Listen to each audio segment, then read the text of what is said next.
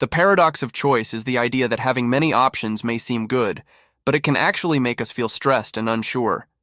When there are too many choices, it's harder to make a decision, and we might worry if we picked the wrong one. Instead of feeling free, we become overwhelmed, which can leave us less satisfied with the choice we made. Sometimes we think our decisions are completely our own, but in reality, many factors influence us without us even realizing it. These influences can come from societal norms, our past experiences, the way information is presented, or even our own subconscious biases. The brain has two systems, one impulsive, seeking instant gratification, and one rational, thinking long-term. Strengthening the rational system with self-discipline and clear goals helps make better choices. Modern people often look for quick fixes, solutions that give fast, immediate results with little effort. For example, they might try a diet that promises rapid weight loss in just a few weeks, or use a product that claims to boost energy instantly. These shortcuts are appealing because they promise instant gratification, even though they might not work well over time. Try creating a decision method to stop impulsive choices, like taking a 2-second pause when deciding. Clarifying your core goals means understanding what truly matters to you and using that insight as a guide for all your decisions. When you have a clear vision of your long-term objectives, whether it's improving your health, advancing your career, or nurturing personal relationships, you create a solid foundation for decision-making.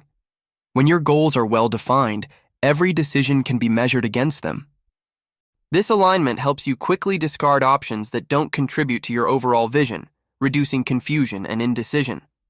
For example, if your core goal is to maintain a healthy lifestyle, you might choose to eat nutritious foods, exercise regularly, and get enough sleep, even when tempting shortcuts like fast food or skipping workouts seem easier. This alignment between your decisions and your core goals leads to more consistent, satisfying outcomes over time. Making too many decisions over the course of a day wears out our mental energy, leading to poorer or more impulsive choices later on. When your brain gets tired from constantly weighing options, whether it's what to eat, what to wear, or how to handle work tasks, it may default to simpler, less optimal decisions. To help mitigate decision fatigue, consider these techniques. Set routines. Develop daily habits that reduce the number of decisions you need to make. For example, having a fixed morning routine or a standard work schedule can free up mental energy for more important decisions. Create decision rules. Establish simple guidelines for recurring choices. This could mean deciding in advance what types of meals you'll prepare on weekdays, or having a set wardrobe rotation so you spend less time picking an outfit. Prioritize decisions. Reserve your best mental energy for decisions that really matter. Tackle high-stakes or complex decisions when you're fresh, and simplify or automate smaller ones. Take breaks. Regular breaks, even short ones, can help restore your mental energy. A quick walk or a few minutes of mindfulness can reset your brain and improve decision quality. Biases can lead us to make wrong decisions. They are mental shortcuts our brain uses to make quick judgments, but sometimes these shortcuts cause errors. Here are some common cognitive biases. Confirmation bias. Focusing on information that confirms what we already believe. Anchoring bias. Relying too much on the first piece of information we get. Availability. Heuristic. Overestimating the importance of information that comes easily to mind. Overconfidence. Bias. Being too sure about our own opinions or abilities. Hindsight. Bias. Believing we knew the outcome all along after it has happened. By being aware of these biases, we can ask critical questions and try to make better, more logical decisions. It encourages us to ask key questions, question assumptions, and check if our interpretation makes sense. This process helps us evaluate situations better. When faced with a decision, people often fall into two distinct decision-making modes: satisficing and maximizing. These two approaches represent different strategies for handling choice and can have a significant impact on how individuals feel about their decisions.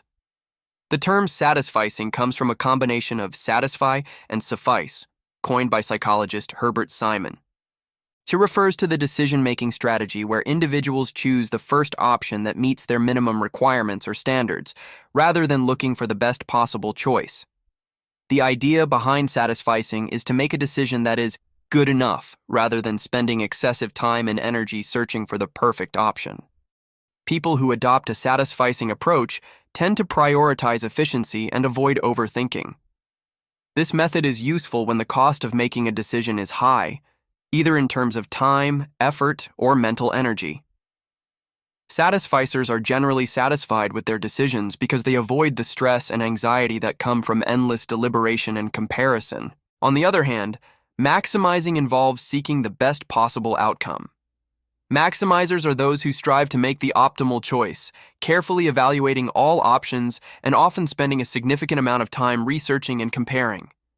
They believe that with enough effort, there is always a best option, and they aim to find it. While maximizing can lead to highly optimal decisions in some cases, it can also cause frustration, regret, and dissatisfaction.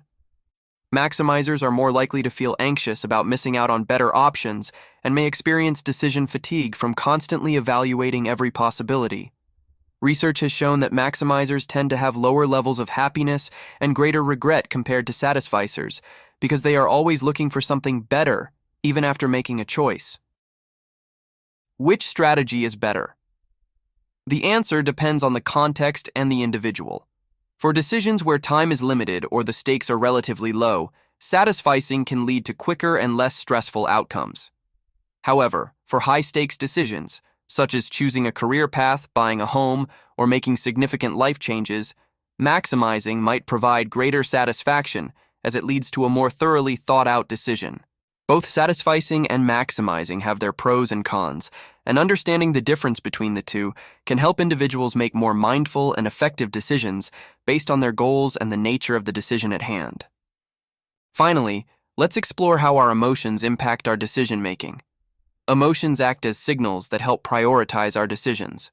For example, feelings of excitement about a potential opportunity can prompt you to pursue it, while fear or anxiety might signal that you need to approach a situation with caution. When strong emotions are at play, we might make snap decisions without fully considering the long-term consequences. This is why high-stress or emotionally charged situations can lead to impulsive decisions. In certain scenarios, relying on emotion can be adaptive. For instance, a gut feeling might help you quickly decide in situations where there isn't time for detailed analysis.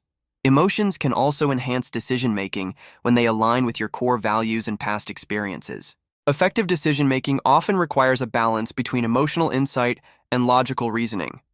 Techniques like mindfulness can help you integrate both emotional and rational inputs, leading to more balanced choices. In conclusion, we've seen that our decisions are rarely made in a vacuum.